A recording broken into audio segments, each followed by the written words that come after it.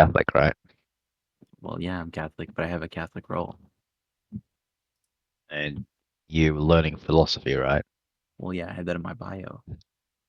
And you're an initiate Thomist, right? There you go. Keep reading. You told me your favorite quote is, "For those with faith, no evidence is Ba necessary. ba For those without it, no ba evidence will ba. suffice." Remember? Isharíticos. Yeah, I do know you did. AC. So, Hmm? um, whatchamacallit? Like, I hope you understand that I'm not just like Shut blindly up. believing in like random quote mines on the internet, you know? No, no, no. I don't believe that. I just, I just think that you might be a little misinformed. Oh, really? Oh, really now? Yeah, I mean, like, No Thomas has ever proven to me why there cannot be a disparate correlative that are relationally distinct from each other that is not one of origin. You can't demonstrate that at all. Because there are disparate correlatives we can point to that are not ones of origin, like left or right, inside or out, outside, right? These are all disparate correlatives that are relational to each other, but without an origin. So why cannot there be a disparate correlative between the Son and the okay, Spirit but qua eternal manifestation, right? Which left and allows right. for the Yeah, but what is left and right? Like, this is like a, define left and right here, because, well, what would you say are um, like personal properties? What would these personal properties be? well, personal properties are garnered through the relations, right? So from the Sure. disparate correlatives, we reason to um, the hypostatic properties. So the spirit gains a hypostatic property in relation to the son, but this hypostatic property is not one where he is causing the hypostasis. The hypostatic property would namely be a token, which is a spirit of the son, in virtue of his manifestation, right? So all relations within the Trinity, right? For example, begetting a procession. Without revelation, we'd have no knowledge of that. The only knowledge we would have is the disparate correlatives themselves, right? So, if we form a system in which the disparate correlatives are not just ones of origin, but also um, ones of like simple relations that cannot overlap with each other, otherwise would posit a contradiction, and therefore have to be distinct. For example, the recipient and that which is received, right?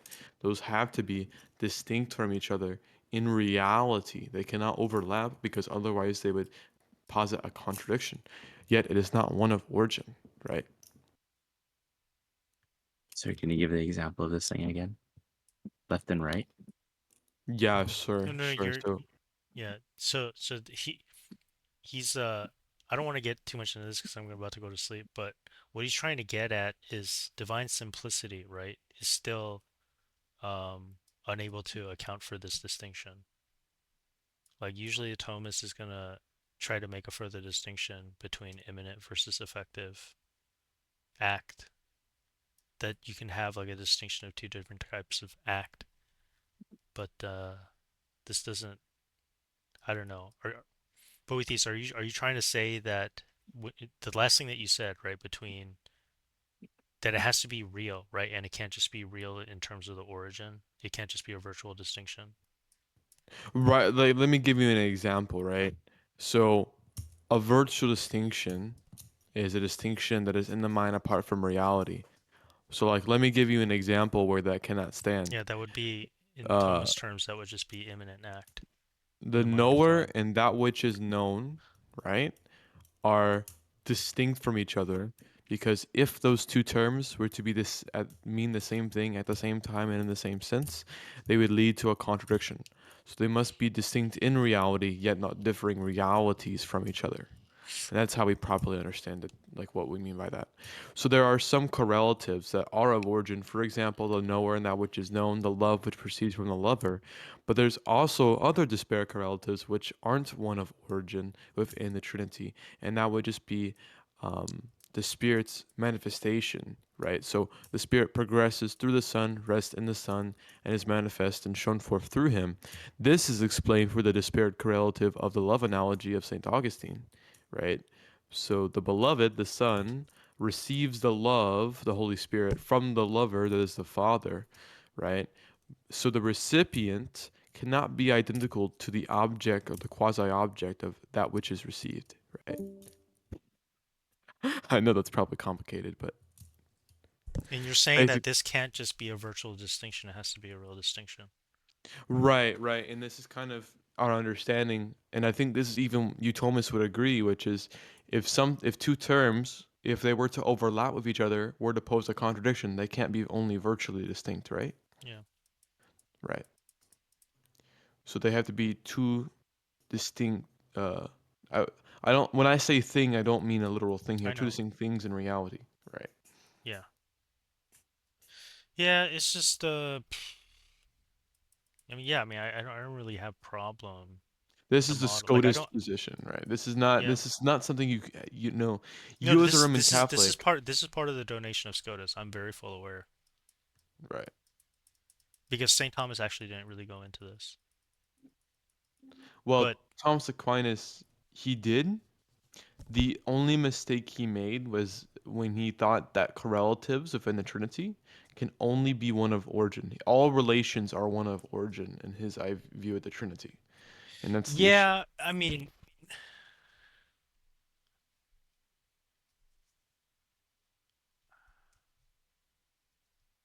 But yeah, yeah, I mean, if they are correlatives of divine simplicity, then yeah, I mean, it's not incorrect to right, say like that this, they're one of origin, right? right, So right. it's the later Thomists that are going to try to fill in the gap with the extra distinction of Actus Purus. So, but then, people like Jay Dyer aren't going to be satisfied with that. They're just going to be like, well, you can't just keep making distinctions ad infinitum. But that's not what's really happening. Well, it's kind of like this, right? Like I don't necessarily agree with the diorites either. The server that I'm a part of, that I'm very well known in, is currently having a huge dispute with diorites over core doctrines that we hold to. Okay. They were like calling us uniates and Latinizers and heretics. It doesn't matter. But okay, guys, just because I use Scotus's argument to further my position against like a Thomist or a crypto Thomist or an e-Thomist does not mean that I'm like a Latinizer in any way, Yeah. but like they think. Anyways, like a Roman Catholic can hold to this system, and I know Yeah. Roman Catholic Scotists that have no issue with this. It's not really controversial. It isn't. The only reason people find this position controversial is because then they can't argue against the Orthodox for why the filioque is necessary to distinguish between the Son and the Spirit. That's the only thing, right? And SCOTUS provides two arguments, and The whole filioque thing to me is less of a theological uh incongruity that exists between the East and West. It really simply comes down to the authority of the Pope. Does the Pope ultimately have the prerogative to decide what is normative protocol or not? well, no, because he did an ex cathedra statement dogmatizing the Immaculate Conception, which nobody accepted throughout church history. So Well, that's no, something I that's would say. that's the same crux of the whole filioque debate. Well, Because no, I would say that there's nothing wrong with the Latinization of filioque. But the question is does the Pope have jurisdiction, universal jurisdiction, to normalize this so like I would believe the Pope has by the same universal power ordinary that yeah, yeah, he proclaims to have right. to ratify prior ecumenical Right, so councils? Orthodox don't have any issue with saying the Pope had universal ordinary jurisdiction in times of dispute, right? And this is not something that like any academic would necessarily Yeah, yeah, disagree yeah. with. What we do disagree with is whether he can fall into heresy or not and teach public false doctrine. That seems to us to be an innovation, and that's the That, issue, yeah, okay. I mean, that's fair. Yeah, and for right? us, it is possible. So Well, that's not we true. have to maintain. No, no, no. We have to maintain that it is possible for a pope to be a heretic, But he a formal doesn't. It's heretic. possible, but he doesn't. He does. Hold up. Give an example. Pope Are we talking Honorius. about? Are we Honorius talking was about? notorious for this, and this is Are we talking prior about a to. material heresy? No, this we're talking about formal heresy. So Okay. Honorius was a formal heretic. See, the problem here is this. So here's the thing. prior to papal infallibility, right? Because Honorius is way before Vatican I. Okay, so prior to, and the thing about uh, infallible teachings is that it doesn't necessarily have to be defined in order to not retroactive, like it literally has to comport, right, to what the churches always hold doctrinally. The doctrinal development has to be proven to be authentic, which is what is being declared by papal infallibility at Vatican I. Granted, it is very limited, right? We don't have to go into the weeds on that. You guys are already aware of this. But prior to this, Pope Honorius was not only a material heretic in that he held to uh, a Private heresy. It was public. Monophysite views, right? He actually taught them Right, as he did while teach he them. was Pope. Now, he Mhm. didn't do it in any binding way, right? But as part of the external forum for any cleric to, because once you're, that's the thing, once you become this is the canonical distinction in the Latin Church. Once you say anything within the external forum, or the priest in his character, his ontological character, anything that he does in the external forum is as a representative of the church. So he is also accountable to this for anything that he does in the external forum. That's the whole point of the You know how canonical much how many Roman tribunals. Catholics would never want to admit that Pope Honorius was a formal heretic? He was a That formal is heretic. that is one thing I've tried to get Roman Catholics to admit for years that have been on Discord, and they never admit it. Well, I mean, that's pretty. To me, I don't see how you would be able to dispute that he was a formal heretic. And But this is I prior. feel And like the for me biggest that thing is that it's has prior issues to with this, papal you know. infallibility. So go ahead. But I understand that's prior to papal infallibility. But So that's what the helps my issue, case, against the rejection of universal jurisdiction. but So the that's what I'm issue, saying. I don't reject universal ordinary jurisdiction in times of distress Well, and disputes, you right? That's clarified another. that you believed it in local in times of dispute. All right. Okay. Well, yeah. Okay. In times of dispute, that's fine, right? But the main issue is whether the Pope can fall into heresy. So here is the main thing: whatever the Pope says, you are subject to, whether it be on faith and morals or any Yeah. any type of teaching. That's yeah. Okay, yeah, I don't. that's I'm about to nowhere go to found in the sleep. I do fathers. want to have this Okay, conversation, but we can have. sure, Yeah, go no ahead. All problem. right. Finish your point. Yeah, just one more point. To me, I believe it's innovative. Saint Vincent of Lorentz told us what development of doctrine means. The development of doctrine is defining what has always been the case via the consensus of the church fathers. I cannot find any first millennium church father that says the pope cannot fall into formal heresy and that an ecumenical council requires a pope. And I can never find where it says that every person is subject and their conscience has to be bound to what the Pope decrees while he's in office, right, of bishop. And that's the issue that I have with like Denzinger and all these like documents. I really just feel like it was a political system and it was extremely Denzinger's motivated. based. Like all No. princes shall bow and kiss the ring. I mean, like that's very political and seems like it contradicts Council of Ephesus. But that's just my position. I'll end it with this. If the papacy were so clear in the first millennium, why were there so many forgeries that were made in order to support it? In support Like of what in of particular? the Forgeries papacy, regarding they what? forged arguments in order to prove the papacy to other people, and that's Yeah. it was so many different Are you documents. talking about the writ of Constantine specifically? That's just one.